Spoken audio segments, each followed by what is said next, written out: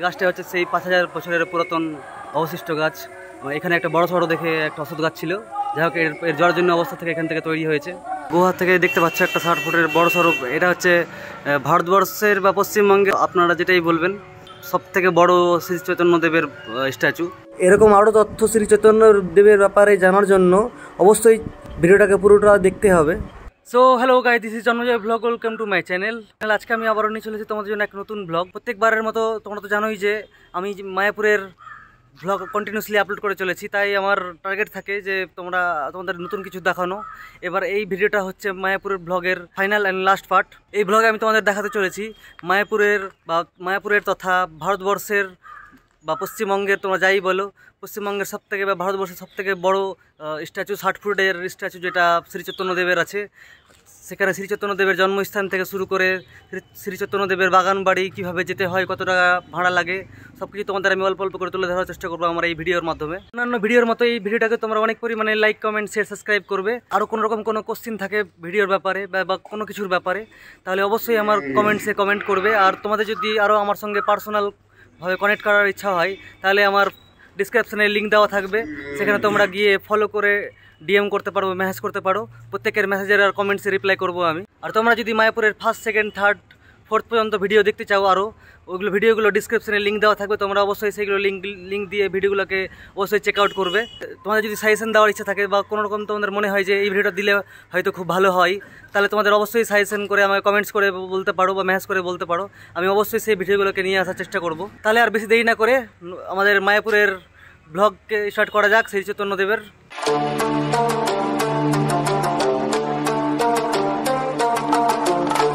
আসার সময় তো আমরা লঞ্চে চেপেছিলাম, এইবার আমরা নৌকাতে যাচ্ছি, সেটাও ফিল নিয়ে নিচ্ছি। এবার তোমার দেখাচ্ছি কীরকমভাবে মজা হয় এখানে। এটা হচ্ছে নৌকার রাস্তা, 3 টাকা করে টিকিট আমাদের। এই মায়াপুর ঘাটে এসে তোমরা একটা জিনিস দেখতে পাবে, এখানে অনেকগুলো বাদর আছে, দেখতে পাচ্ছ, প্রায় কয়েকটাই আছে, দেখতে পাচ্ছ। এই সাইডেও আছে অনেকগুলো, দুটো আছে, প্রায় 4-5টা দেখে নিলাম আস্তে আস্তে। যাই হোক, তোমরা দেখে দেখে মজা নাও। এবার আমরা নবদ্বীপ ধামে এসে শ্রী চৈতন্যদেবের বার্থ প্লেস আর যেটা সাইড ফুটের একটা বড় দেখে স্ট্যাচু আছে, আরও অনেক বড় সড়ো আশেপাশে গুহা টাইপের পার্ক আছে, সব কিছু তোমাদের দেখাবো আমি। শ্রী চৈতন্যদেবের বার্থ প্লেসে কেমন কতদিন থেকে একটা গাছ আছে, প্রায় 5 থেকে 6000 বছর পুরাতন গাছ আছে, সেই গাছটাও তোমাদের দেখাবো। সেটা অসৎ গাছ মনে হয়, তোমাদের পুরোটাই দেখাবো আমি, বাকি আমার সঙ্গে দেখতে থাকো। নবদ্বীপ ঘাট থেকে প্রায় 3 কিলোমিটার আছে। আমরা শ্রী চৈতন্যদেবের বার্থ প্লেস, আমরা চলে এসেছি শ্রী চৈতন্যদেবের জন্মস্থান। দেখতে পাচ্ছ তোমরা, এটা হচ্ছে চারপাশের ব্যাকগ্রাউন্ড। রাস্তাতে একটু জল হয়ে গেছে, কিছু করার নেই, বৃষ্টি হয়ে যাচ্ছে যেহেতু। এটা হচ্ছে মন্দির, এখানে সংকীর্তন হয় সন্ধ্যার সময়, আরও অনেক সময়।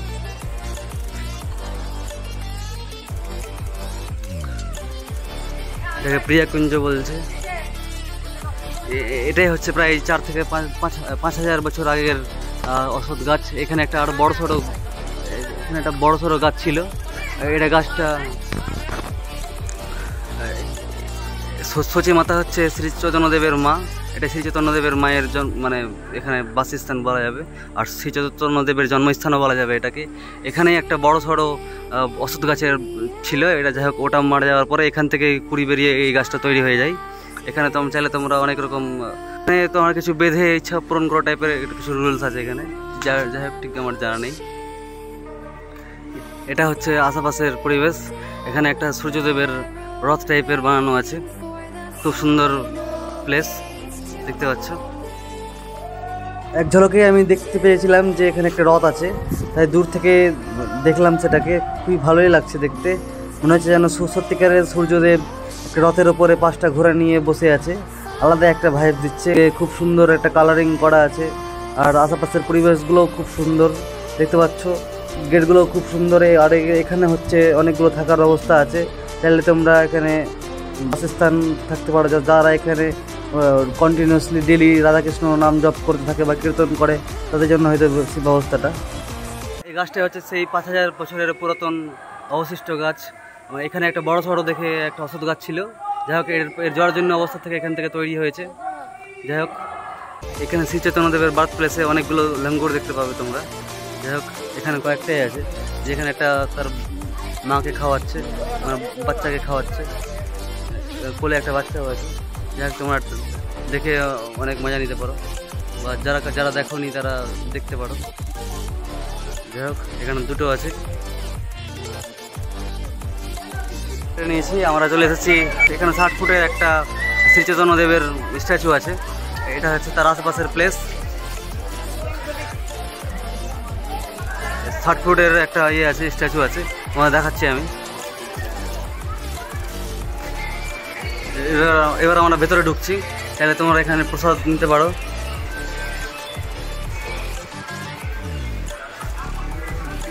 বাকি এখানে কি আছে তোমাদের সব কিছু দেখাবো আমি। গুহা থেকে দেখতে পাচ্ছ একটা 60 ফুটের বড় স্বরূপ। এটা হচ্ছে ভারতবর্ষের বা পশ্চিমবঙ্গের, তুমি যেটাই বলবে, তো আপনারা যেটাই বলবেন, সব থেকে বড় শ্রী চৈতন্যদেবের স্ট্যাচু দেখতে পাচ্ছ তোমরা। অনেক বড় সড়ো, প্রায় 60 ফুটের আশেপাশে তার হাইট আছে। এবার আমরা গুহাতে ঢোকার মজা নিই, গুহার কেমন অবস্থা আছে সেটা তোমাদেরকে আমি দেখাচ্ছি। আর দেখো গুহার যা অবস্থা। এই গুহাটা হচ্ছে পুরোপুরি আর্টিফিশিয়াল, তাই তোমরা একটু দেখলেই বুঝতে পারবে বা টাচ করে আওয়াজ করবে। সেই গুহাতে যদি আমি আঙুল দিয়ে মারি তাহলে হয়তো ডাম করে ড্রামের মতো আওয়াজ করবে। দেখতে পাচ্ছ আর্টিফিশিয়াল গুহা, মনে হচ্ছে একদম রিয়েল গুহা। এবার গুহা থেকে আমি বেরিয়ে গেলাম। এখানে অনেকগুলো স্ট্যাচু বানানো আছে, দেখতে পাচ্ছ তোমরা। প্রচণ্ড হারে অনেক বড় সড়ো শ্রী চৈতন্যদেবের স্ট্যাচু আছে। এটার হাইট প্রায় 60 ফুট। শ্রী চৈতন্যদেবের মূর্তি যেটা আছে এখানে খুব সুন্দরভাবে করে শ্রীকৃষ্ণ আর রাধা এখানে লীলা করছে তার সখীদের সঙ্গে। যাই হোক দেখতে পাচ্ছ খুব সুন্দর একটা মনোভাব। এখানে দেখতে পাচ্ছ শ্রী চৈতন্যদেব আর তার প্রভুদের সঙ্গে নৃত্য করছে, আর শ্রীকৃষ্ণ রাধা নাম জপ করছে। এখানে দেখতে পাচ্ছ তোমরা শ্রী বজরংবলী এখানে আছে, আরও সুন্দর সুন্দর স্ট্যাচু, তাহলে তোমরা দেখতে পারো। খুবই সুন্দর, ভালো ফিল হবে। এখানে একজন মানে একটা বাচ্চা তার মায়ের সামনে শুয়ে আছে, মানে মরণ শুয়ে আছে।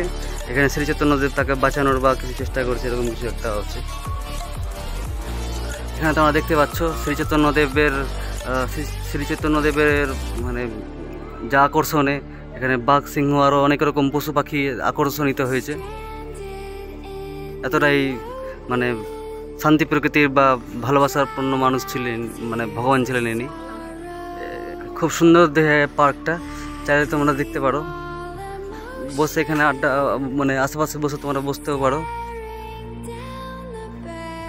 আর দেখতে পাচ্ছ তোমরা এই স্ট্যাচুর সামনে ছবি তোলার ব্যবস্থা আছে। এখানে ব্রহ্মাদেব আছে, ব্রহ্মাদেবের স্ট্যাচু, আর এখানে নারদমণি। এখানে তোমরা দেখতে পাচ্ছ শ্রী চৈতন্যদেব, শ্রীকৃষ্ণ এখানে নৃত্য করছে, আর এখানে রাধাও নৃত্য করছে জলের উপরে, দেখানোর চেষ্টা করেছে। এখানে ভিতরে মিউজিয়াম আছে, তাহলে তোমরা দেখতে পারো। এখানে এই মিউজিয়ামের মধ্যে দেখতে পাচ্ছ হরিনারায়ণের সুন্দর একটা মূর্তি আছে, মনে হচ্ছে যেন স্বর্গের উপরে উনি দাঁড়িয়ে আছেন। আর এখানে আমাদের নারায়ণ লক্ষ্মীর সঙ্গে ক্ষীরসাগরে শুয়ে আছে, আলাদা একটা লাগছে দেখতে। আর এখানে আমাদের সুন্দর লাগছে দেখতে, সুন্দর সুন্দর মূর্তি আছে, খুব সুন্দরভাবে মিউজিয়ামের মতো করে বানানো হয়েছে। এখানে খুব সুন্দরভাবে মূর্তি আছে, দেখতে পাচ্ছ নারায়ণের যে বাহন গরুড়দেব উনি আছে এখানে, আর তার মায়ের সঙ্গে খুব সুন্দরভাবে সাজানোর চেষ্টা করেছে, আলাদাই একটা লাগছে দেখতে। আর এরপরেই দেখতে পাচ্ছে আমাদের নরসিংহা, আমাদের কিছুদিন আগে খুব ভালো একটা সিনেমা, অ্যানিমেশন সিনেমা বের হয়েছিল, ওড়ি আদলে এটা বানানো হয়েছে সিনেমা, মানে নরসিংহার আদলে। খুব সুন্দরভাবে এরকম অনেকগুলোই মূর্তি বানানো হয়েছে মিউজিয়ামটাকে আরও সুন্দরভাবে আকর্ষণ করার জন্য। দারুণ একটা অনুভব লাগছে, তাহলে তোমরা এখানে অবশ্যই ট্রাই করতে পারো।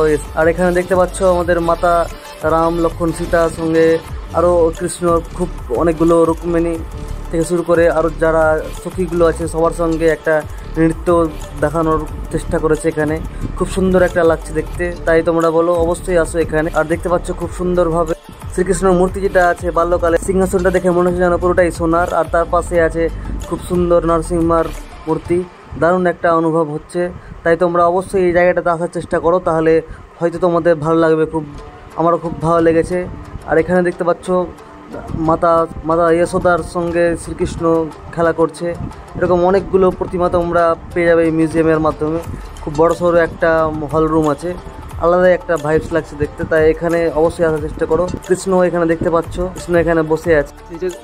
এই শ্রী চৈতন্য প্রায় 60 ফুটের যেটা মূর্তি আছে, একসঙ্গে আমার ফোনে আসছে না, যাই হোক আমি এটাকে ঘুরিয়ে নিচ্ছি। আমি এই শ্রী চৈতন্যদেবের একসঙ্গে মূর্তির ছবি দিয়ে দেবো, তোমরা দেখে নেবে। প্রচুর অনেক বড় সড়ো।